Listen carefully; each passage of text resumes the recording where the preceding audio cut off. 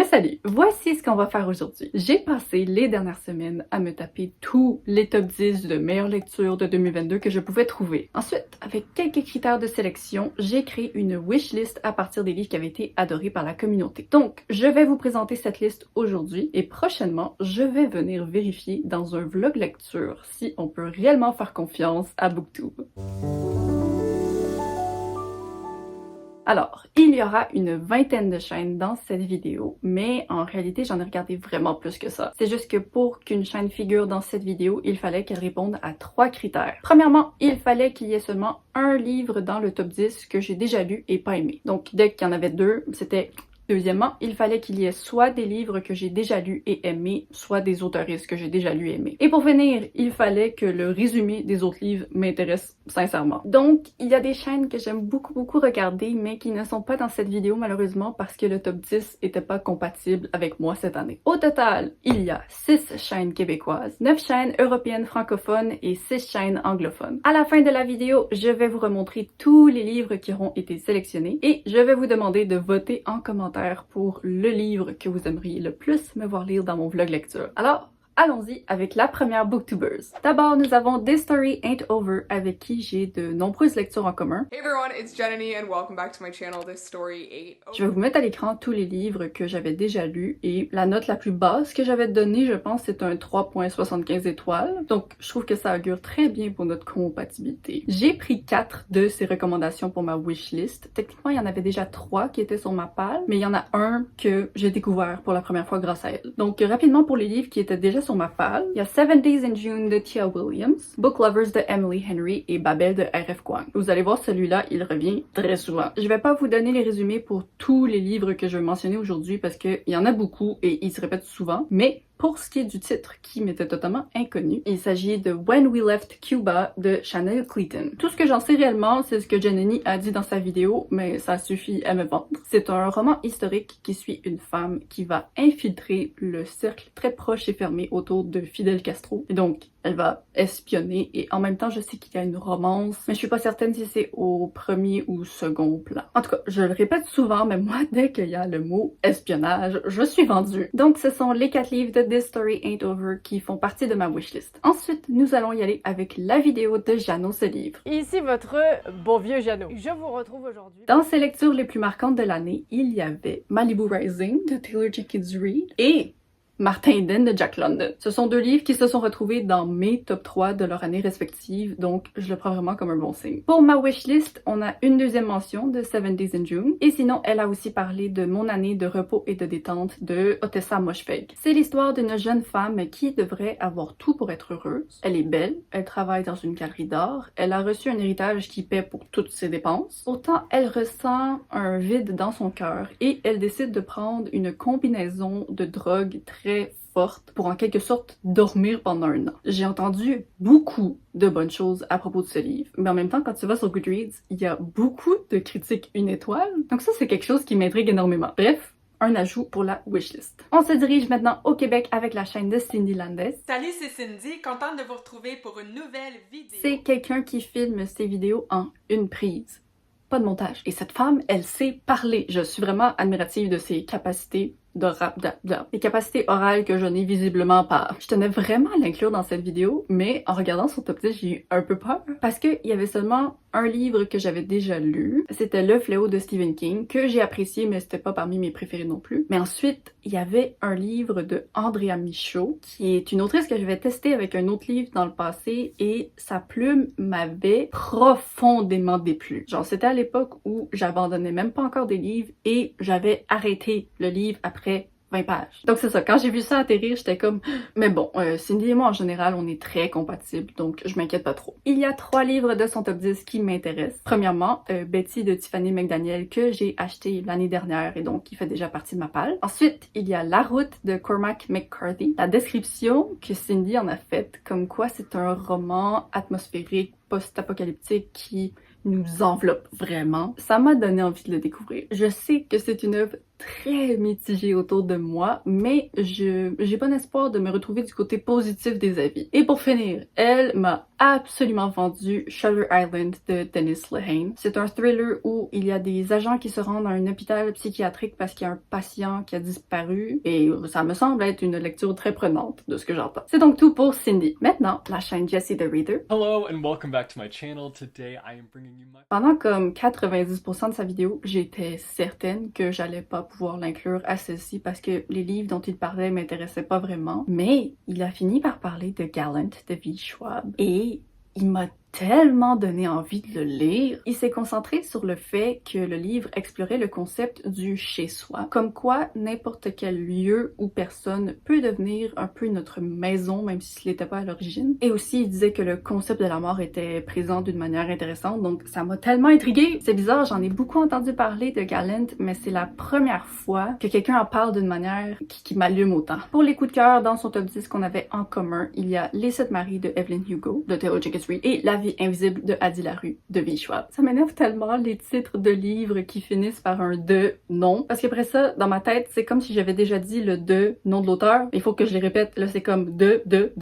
En tout cas, c'est ça. Je suis peut-être vendue à Gallant, mes amis. Ensuite, le record de la personne qui a eu le plus de lectures en commun avec moi dans son top 10, Hello Kimi. Salut à tous, bienvenue sur ma chaîne YouTube, on y est. Au total, il y avait 7 livres dans son top 10 que j'avais déjà lu et apprécié. Donc, je vais vous les nommer rapidement. La fille de la sépérette de Sayaka Murata, Heartstopper et Silence Radio de Alice Oseman, Maybe in Another Life, One True Loves et Malibu Rising de Taylor Jenkins Reid, et Haute Démolition de Jean-Philippe Barry-Guerrard. Le seul livre que j'ai pu donc ajouter à ma wishlist, c'est En plein cœur de Saturne de Marie-Christine Chartier. Elle faisait partie de ma vidéo des autoristes populaires que j'avais jamais lues, donc c'est peut-être l'occasion de changer ça. Next! Et évidemment que je n'allais pas faire cette vidéo sans inclure Booksellala. Cette booktubeuse a tellement été présente sur mon écran que pendant mes années d'adolescence, ma mère l'appelait la coloc parce qu'à chaque fois qu'elle venait me voir, il y avait la face de Booksellala dans ma chambre. Hello friends, it's Kayla. Welcome back to my channel. Today I'm talking... Donc, dans les lectures que nous avons en commun, il y a Daughter of the Moon Goddess de Sulintan, Confession de Kanae Minato et la 5e saison de N.K. Jemisin. Donc, ce sont pas nécessairement des coups de cœur, mais ce sont des livres que j'ai au moins tous appréciés. Il y a 4 livres de ces meilleures lectures que j'ai envie de lire, dont 3 qui font déjà partie de ma palle à cause de ces vidéos, justement. Alors, ceux qui sont sur ma palle, c'est Lien de sang de Octavia E. Butler, qui est une autrice que j'aime beaucoup. Il y a Finlay Donovan is Killing It de El Casimano, qui est un thriller qui semble avoir charmé tout le monde. Et pour finir, il y a aussi le recueil de nouvelles de science-fiction qui est How High We Go in the Dark de Sequoia Nagamatsu. C'est certain que tous ces livres seront lus, probablement cette année. Le seul livre dont j'avais jamais entendu parler, c'est Death in Her Hands de Ottessa Moshfegh. Il a une moyenne absolument terrible sur Goodreads avec un 3.26 étoiles, mais le concept est intriguant. Ça parle d'une femme de 72 ans qui tombe sur une note mystérieuse à propos du cadavre d'une femme. Juste à partir de ces quelques mots, elle va se créer une backstory complète sur la vie de cette femme, qui l'a tuée, pourquoi. Et au fil du roman, on va comprendre que cette femme a passé toute sa vie à faire des suppositions sur les gens qui étaient autour d'elle et laisser ça influencer sa réalité. Donc je sais que beaucoup de gens ont trouvé ça bof, manifestement avec la moyenne, mais je suis très curieuse de voir pourquoi Booksellala lui a donné 5 étoiles. La prochaine booktubeuse, c'est Karine de Mon Coin Lecture. C'est Karine de Mon Coin Lecture et aujourd'hui je suis ici pour vous faire... C'est quelqu'un avec qui j'ai une très bonne compatibilité de lecture, donc j'ai tiré plein de titres de sa liste. Dans les lectures que nous avions en commun, il y avait Daisy Jones and the Six de Taylor Jenkins Reid, In My Dreams I Hold a Knife de Ashley Winstead et Comfort Me with Apples de Catherine M. Valenti. En fait, j'étais supposée filmer cette vidéo plus tôt et à l'époque, j'avais pas encore lu Comfort Me with Apples. Et là, je l'ai lu depuis et je l'ai beaucoup aimé, donc je fais confiance au reste. Pour ceux que je n'ai pas lus, il y en a 3 qui sont déjà sur ma palle et 2 que je vais ajouter à ma wishlist. Les 3 de ma palle sont Mukbang de Fanny Demeule, La Maison des Feuilles de Mark Daniel Lewinsky et Un bref instant de splendeur de Ocean Vuong. D'ailleurs, la couverture VO pour ce livre est tellement plus belle, je sais pas qu'est-ce qui s'est passé. Pour les ajouts à ma wishlist, il y a These Violent Delights de Micah Nemerever. C'est un livre qui parle de 2 garçons qui vont s'embarquer dans une sorte de relation toxique, obsessive et malsaine et qui vont à la fois faire remonter le meilleur et le pire d'eux-mêmes. C'est comme un thriller Dark Academia, je pense, et je suis curieuse de voir jusqu'à quel point ça va être sombre et violent. L'autre livre qui m'intéresse, c'est The Hacienda de Isabelle Canas. C'est un roman gothique qui suit une femme qui a marié un homme riche pour subvenir à ses besoins et elle a très hâte d'emménager dans sa maison isolée dans une campagne et d'en faire son chez-soi. Mais quand elle arrive, il y a quelque chose de sinistre à propos de l'endroit et elle se sent pas tout à fait la bienvenue. J'ai pas lu beaucoup de romans gothiques dans ma vie, donc je suis intéressée à en lire davantage. On passe ensuite au soleil de Booktube qui est About Estelle. Hello, c'est Estelle et je vous retrouve aujourd'hui pour vous faire... Dans son top 10, il y avait 2 livres que j'avais lus et appréciés. Malibu Rising de Taylor Jenkins Reid et The Roommate de Rosie Danan. Estelle et moi, on lit pas nécessairement du tout les mêmes choses, mais je sais que quand on lit des choses en commun, on a très souvent les mêmes avis. Donc je prends peut-être un risque avec certains des livres que je vais ajouter à ma wishlist, mais je pense que dans tous les cas, ça va être divertissant. Donc, premièrement, Estelle a mentionné la trilogie Shades of Magic de V. Schwab, pour laquelle j'avais lu le premier tome. C'est pas un livre que j'avais nécessairement adoré, mais là, je vais lire le deuxième qui est sur ma palle et j'espère l'aimer davantage. Pour les ajouts à ma palle, je dirais que la valeur la plus sûre, c'est peut-être The Charm Offensive de Alison Cochrane. C'est une romance entre 2 hommes qui travaillent dans le milieu de la télé et je sais qu'il y a de la représentation asexuelle et que tout le monde adore ce livre. Donc voilà, j'ai pas trop d'inquiétude pour celui-ci. Mais ensuite, il y a 2 fantaisies jeunes adultes qui seront probablement pas des coups de cœur, mais j'espère au moins les apprécier. Donc, premièrement, Twin Crowns de Catherine Doyle et These Hollow Vows de Lexi Ryan. Je sais pas qu'est-ce que ça va donner, ok? Mais Estelle est capable de me vendre n'importe quel livre, donc j'ai envie de les essayer. Ensuite, Maps. Salut ici Maps, aujourd'hui c'est très sérieux. Maps, c'est une autre personne avec qui j'ai beaucoup de lectures en commun. En fait, son top 10, c'était soit des livres que j'avais lus et appréciés, soit des livres d'auteuristes que j'avais lus et appréciés. Donc, parmi nos livres en commun, il y avait Thunderhead de Neil Shusterman, Auprès de moi toujours de Kazuo Ishiguro et Répond à la lumière de Emma L. Marais. Il y a aussi 2 livres de ma part déjà mentionnés dans cette vidéo, donc Mukbang de Fanny DeMille et Shades of Magic de V. Schwab encore une fois. Pour la wishlist, j'aimerais ajouter 2 livres. Premièrement, Les Cerfs-volants de Kaboul de Khaled Hosseini, qui est un auteur que j'ai déjà lu et apprécié. Et c'est des romans historiques avec une grosse valeur émotive. J'ai entendu beaucoup de gens qui avaient pleuré en lisant celui-ci, donc j'ai hâte de voir si ça va réussir à me faire pleurer, même si j'en doute un petit peu. C'est difficile! Et l'autre livre, c'est La petite ville des grands rêves de Frederick Backman. C'est un livre que je vois passer depuis des années et que j'ignore un peu parce que j'ai pas l'impression que je vais l'aimer, mais j'ai adoré Anxious People du même auteur. Et là, on dirait que le fait que je le vois dans le top 10 de Maps, j'ai l'impression que c'est comme un signe qui me dit « Allez, allez, donne-lui une chance ». Donc voilà, 2 livres vraiment qui sont pas joyeux, c'est pas des sourires que j'ajoute à ma palle en ce moment. Maintenant, la chaîne de Paper Palace. J'ai aimé des trucs très sombres, très chelous, très bizarres. On avait 2 lectures en commun, donc Apprenti par bonheur de Becky Chambers et La parabole du Sommeur de Octavia E. Butler. Je sais pas qu'est-ce qui se passe, mais je vois tout le monde lire La parabole du Sommeur en ce moment et l'adorer. Et je suis très contente, parce que moi ça fait des années que je l'ai adoré et que je vois personne en parler. En tout cas, elle a parlé positivement de Blackwater de Michael McDowell. C'est un livre que j'oscille tout le temps entre « Ok, je vais lui donner une chance. Non. » Non. Et là, je sais pas. Je pense qu'elle a peut-être réussi à me faire pencher vers le « je vais l'essayer ». Sinon, elle a aussi parlé de La Maison des Feuilles qui est déjà sur ma palle. Et le seul véritable nouvel ajout à ma wishlist que je vais faire, c'est Piranèse de Susanna Clarke. C'est une mythologie grecque qui est assez courte et ça suit Piranèse qui vit dans une maison très particulière. Genre les pièces sont infinies, les couloirs se finissent jamais. C'est une sorte de labyrinthe, mais Piranèse en a pas peur.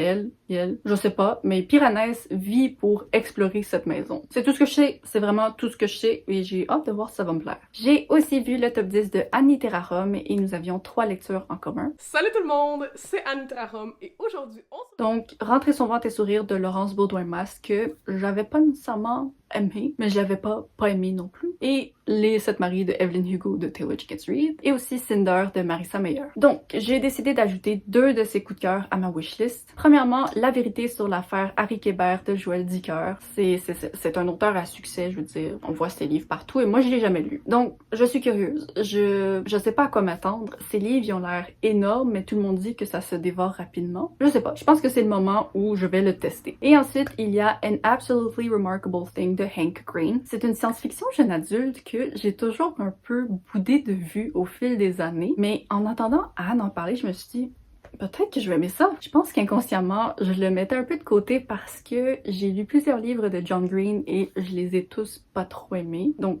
à mon avis, je les associais dans ma tête, mais c'est pas parce qu'on est frères qu'on est le même auteur. Donc ce serait un peu injuste de ma part de pas le lire juste à cause de ça. Donc, c'est tout pour les chaînes pour lesquelles j'avais plusieurs points à dire. Maintenant, on va passer à une rafale de 8 chaînes qui avaient 1 ou 2 ajouts à ma wishlist. Et après ça, je vais finir en trichant un petit peu parce qu'il y a 2 chaînes que je devrais pas pouvoir inclure dans cette vidéo, mais j'en parlais. Alors, premièrement, j'avais 3 lectures en commun avec Erika de Chiriri, 2 livres de Taylor Jenkins Reid et Heartstopper de Alice Oseman, et le roman qu'elle m'a donné envie de lire, c'est Mindfuck de Esty Abbey, parce que ça parle d'un agent du FBI qui enquête sur une tueuse sans savoir que sa copine est en fait la tueuse en question. Et ça, c'est presque absolument l'histoire que j'ai écrite quand j'avais 10 ans, donc je suis très curieuse. Et je sais aussi que Clara Hérault l'avait adoré. L'Arche des Brumes a lu Le Chant d'Achille de Madeline Miller que j'avais apprécié, et dans son top 10, il y avait L'espace d'un an de Becky Chambers, qui est un livre qui traîne sur ma palle depuis très longtemps. La merveilleuse Amanda de La Fille du Livre a adoré la trilogie La Faucheuse de Neil Shusterman parce qu'elle a du goût, et elle m'a vraiment donné envie de lire A Dowry of Blood de S.T. Gibson. C'est une sorte de fantasy horreur avec des vampires. Je sais pas pourquoi, je suis vraiment dans le mood pour quelque chose comme ça. La chaîne Faucon littéraire a lu L'autre moitié de soi de Jen Bennett. Ben voyons donc. L'autre moitié de soi de Brit Bennett que j'avais beaucoup aimé, et elle m'a fait ajouter 2 livres à ma wishlist, donc Les oiseaux du temps de Amar El-Mottar, qui est un mix de science-fiction et de romance, et Les enfants du passé de Luce Baster. Celui-ci est décrit comme un space opéra plein de bienveillance et de dénonciation des défauts humains. Piketty Bookin a lu Malibu Rising de Taylor Jenkins Reid, et dans son top 10, elle a mentionné The Savage Song et Gallant de V. Schwab, que j'ai tous deux envie de lire. Meg with Books a lu Malibu Rising, Petit secret grand mensonge de Liane Moriarty et Meurtre mode d'emploi de Holly Jackson. Il y a 2 livres de son top 10 qui sont déjà sur ma palle, donc The Dragon Republic et Babel de R.F. Kuang. Jamie's Library a lu Carisoto is Back de Taylor Jenkins Reid parce qu'il le méritait de Peter Swanson et No Exit de Taylor Adams. Elle a mentionné aussi La petite ville des grands rêves que Maps m'a déjà fait ajouter à ma wishlist, et elle m'a fait découvrir Blood Sugar de Sasha Rothchild. C'est un thriller avec un résumé de fou. Ça parle d'une femme qui se fait arrêter pour le meurtre de son mari, sauf qu'elle l'a pas tué. Mais elle a tué des gens pour qui la police n'est pas au courant. J'aime ça! Et pour finir avec la rafale, Jess Owens a adoré Babel de R.F. Kuang, qui est une autrice que j'ai déjà lu et appréciée. Et dans son top 10, il y avait How High We Go in the Dark de Sequoia Nagamatsu qui est sur ma palle. Et elle m'a donné envie d'ajouter à ma wishlist Middle Game de Shannon McGuire. Donc, pour finir, voici 2 chaînes pour lesquelles je triche sans les incluant aujourd'hui parce que ça correspond pas aux critères. Premièrement, je n'avais pas de lecture en commun avec Val de My Little Library, mais elle m'a donné très envie de lire Absolu de Marco de Sène. Et il y a Lire avec Lilia qui avait Verity de Colleen Hoover dans sa vidéo, qui est un livre que j'ai lu et semi-apprécié, mais elle a eu un étonnant coup de cœur pour Grisha de Lee Bardugo. Et ça, c'est un livre qui est sur ma palle. Donc là, ça m'a comme intrigué encore plus de le lire. Parce que les avis, c'est... Personne n'est d'accord sur ce livre, j'adore. Donc, c'est tout. Voici maintenant ma sélection de livres parmi tous les top 10 que j'ai mentionnés dans cette vidéo. Je vous invite à m'écrire un commentaire pour m'indiquer quels sont les titres que vous aimeriez vraiment que je lise dans mon vlog lecture. J'ai séparé ma sélection selon ceux qui étaient déjà sur ma palle et ceux qui seront ajoutés à ma wishlist, mais j'ai pas mal confiance de pouvoir trouver tous les livres de la wishlist dans mes services de bibliothèque et dans blablabla. Donc c'est ça, vous pouvez voter peu importe la catégorie. C'est donc la fin de cette vidéo. J'espère que vous l'avez appréciée et que vous avez peut-être pu découvrir de nouvelles chaînes. Je vous avoue que j'ai pas nécessairement hâte de me taper les 20 heures de montage que je prédis avoir à faire pour arriver au résultat de cette vidéo que je veux. Mais bon, j'espère que ça aura valu la peine. Donc merci d'avoir regardé cette vidéo. N'hésitez pas à vous abonner si ce n'est pas déjà fait. Je poste presque tous les vendredis à 10h30 pour le Québec et 16h30 pour la France. Bye bye!